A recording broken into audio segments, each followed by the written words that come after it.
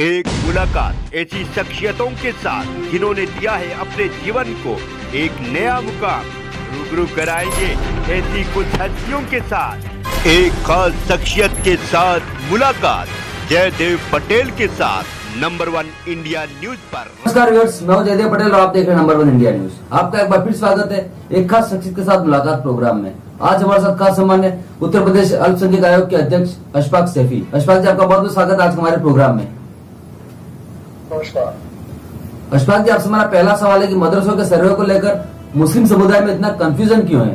कि आगे चलकर क्या होगा मदरसों का, ये किस तरह का सर्वे होगा, या ये कहें कि जो राजनीति हो रही है सर्वे को लेकर, इसके पीछे क्या वजह आपको लग रही है?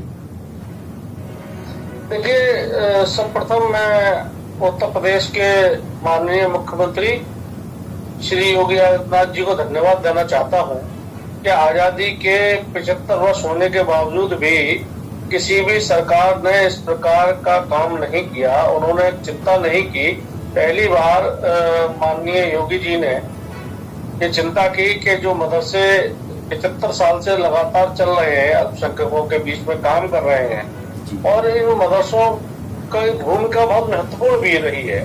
आजादी के समय में इन मदरसों ने क्रांति की अलग जगाई है। तमाम हमारे आलिमों ने अपने बलिदान दिया है इस आजादी में, तो निश्चित रूप से मदरसों की भूमिका इस देश में बहुत महत्वपूर्ण है। पर लगातार देखने को मिल रहा है कि मदरसों की गुणवत्ता गिर रही है लगातार। जो उसमें पढ़ने वाले हमारे छात्र छात्राएं हैं, उनको अच्छी एजुकेशन मिले, उनको दीनी तालीम के साथ साथ दुनियावी तालीम मिले, हिंदी, इंग्लिश, गणित, विज्ञान भी वो लोग पढ़े हैं, और मदरसे के बच्चे पढ़ लिख कर एक अच्छे IAS, IPS, डॉक्टर, इंजीनियर बने। ये हमारे सरकार के माननीय प्रधानमंत्री श्री नरेंद्र मोदी जी का जो सपना था, एक हाथ में कुरान एक हाथ में कंप्यूटर। माने 2014 में जब वो देश में आए तो उन्होंने ये नारा दिया था, सबका साथ, सबका विकास और सबका विश्वास।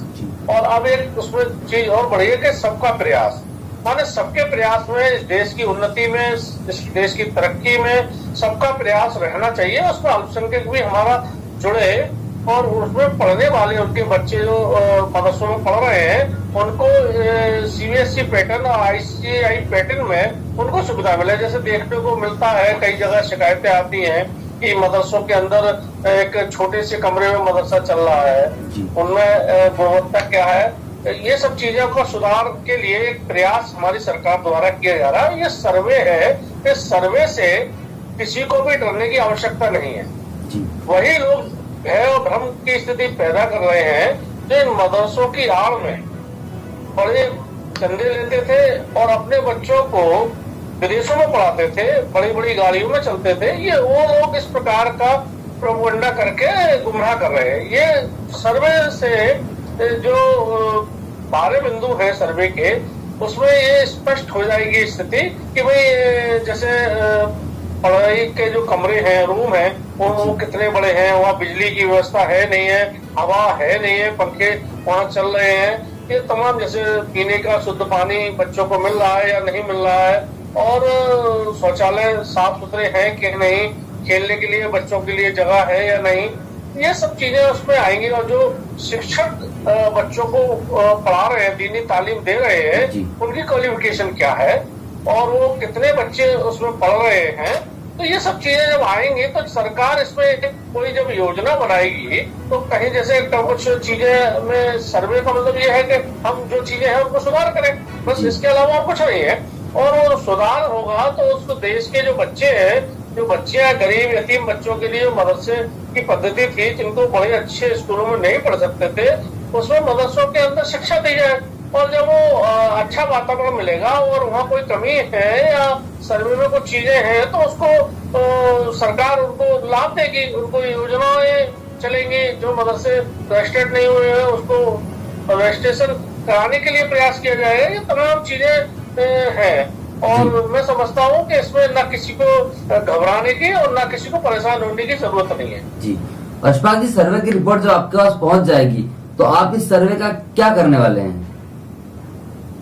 मैंने आपको बताया ना, ये सर्वे जब होकर आएगा तो मदरसा संचालकों को और किन किन चीजों की आवश्यकता है, तो उन बुनियादी चीजों को सरकार से हम अनुरोध करेंगे कि सरकार उन चीजों को ठीक करे और मदरसा संचालकों की मदद करे।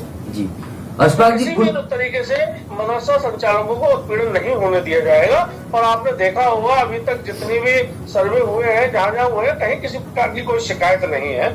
और मैं समझता हूं कि ये केवल वही भय और भ्रम की स्थिति पैदा कर रहे हैं लोग कि जिन लोगों के जो एक तरीके से फोकस। अशफाक जी, कुछ दिनों पहले आगरा के धनौली में एक टीम गई थी सर्वे करने के लिए, तो वहाँ के जो संचालक हैं मुफ्ती मोहम्मद इमरान जी, उनका ये कहना है कि हमारा इसलिए मदरसा पंजीकृत नहीं हो पाया क्योंकि मदरसा बोर्ड का पोर्टल बंदी बंद पड़ा हुआ है। तो ये तो सरकार के स्तर पर खामी है ना सर? नहीं, ये सर्वे के माध्यम से सरकार जब सर्वे आएगा तो ये चीज भी आएगी कि भाई मदरसे का पोर्टल, रजिस्ट्रेशन का पोर्टल बंद है, वो भी खोला जाए। तो ये सब चीजें उसमें इंक्लूड है ना भाई। ये सारी चीजें जो हमारे मदरसे संचालक हैं उनको असुविधा ना हो और वहां पर पढ़ने वाले छात्र छात्राएं हैं उनको अच्छी शिक्षा मिले, उनको अच्छे माहौल मिले, ये सब हम लोगों का प्रयास है। इसके पीछे जो मैं बताया ना, अभी तक आजादी से लेकर 75 वर्ष हो गए, अभी तक ये काम किसी ने नहीं किया, कोई चिंता नहीं की मदरसों की। इस सर्वे से मदरसों की गुणवत्ता ठीक होगी और जो उसमें पढ़ने वाले छात्र छात्राएं हैं उनकी भी गुणवत्ता, उनको भी अच्छी एजुकेशन मिलेगी। ये प्रयास है सरकार का। जी अशफाक जी, आपसे मेरा एक क्लोजिंग क्वेश्चन है कि मुस्लिम समुदाय का ये आरोप है कि आप सर्वे के बहाने मदरसों के अंदर जो दीवारें हैं उसके अंदर झांकने की कोशिश कर रहे हैं, और साथ ही अगर ये सर्वे पूरा हो जाता है तो क्या मुस्लिम बच्चे जो मदरसों में पढ़ते हैं उनका भविष्य बदलेगा क्या? नहीं, देखिए मैंने अभी आपको बताया कि निश्चित रूप से सरकार का प्रयास है सबका साथ सबका विकास, और एक हाथ में कुरान एक हाथ में कंप्यूटर, माने दीनी तालीम के साथ साथ दुनियावी तालीम वो बच्चे को मिले। तो ये सरकार प्रयासरत है क्योंकि बच्चे इस देश का भविष्य है। बड़े होकर वही इस देश में कोई साइंटिस्ट बनेगा, कोई IAS बनेगा, कोई फौज में जाएगा। और आपने देखा होगा इतने वर्षों से जो मदरसे की जो मान्यता है, मैं कहीं भी उसको डिनाई नहीं कर रहा हूँ। निश्चित रूप से मदरसे देश की बहुत बड़ा, उन्होंने आजादी के 1947 में भी आजादी में अपना बहुत बड़ा योगदान दिया है। हमारे सैकड़ों आलिमों ने इस आजादी की लड़ाई में मदरसों से ही संचालित हुई थी, जिसमें कुर्बानियां दी हैं निश्चित रूप से। पर कहीं ना कहीं समय समय रहते हुए हमको अपने अंदर जो कमियां हैं या उनको जांच में जो चीजें आएंगी निकल के, वो जांच करो, जांच नहीं सर्वे जी, सर्वे में जो चीजें आएंगी उनको ठीक करने का प्रयास कराएंगे। सरकार से जो भी मदद मिलेगी, इसमें जो भी योजनाएं बनेगी मदरसों के लिए, वो जब एक सर्वे में वो मदरसे आ जाएंगे, रजिस्टर्ड हो जाएंगे, तो उन मदरसों को भी वो योजना का लाभ मिलेगा। वहां पर पढ़ने वाले जो छात्र छात्राएं उनको भी उसका लाभ मिलेगा। केवल इसके पीछे यही मंशा है, कोई इसमें किसी प्रकार का भय और भ्रम में रहने की आवश्यकता नहीं है। जी अशफाक जी, आपने नंबर समय निकाला, उसके लिए आपका बहुत बहुत धन्यवाद।